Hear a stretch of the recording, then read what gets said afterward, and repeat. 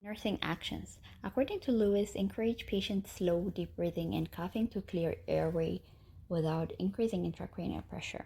Neurological status should be monitored to know if there is a change that indicates worsening or improving condition. For example, intracranial pressure can increase during positioning of a client that leads to a decrease in level of consciousness.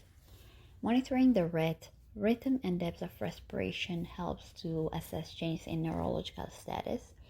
Vital signs should be monitored frequently to ensure safe patient care, and it helps early detection of preventable outcomes, which is key to timely intervention.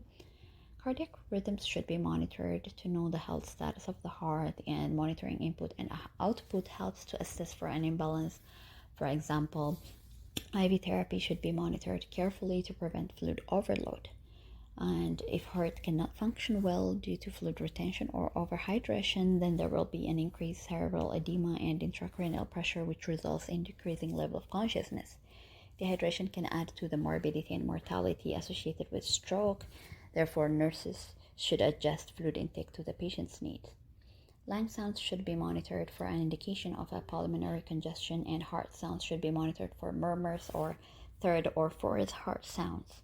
A nurse needs to assess patients' readiness to engage in activities and then encourage patients to do passive range of motion exercises as soon as possible within limits of activity restrictions to increase muscle strength, mobility, and sense of control. Splints should be applied to prevent joint contractures.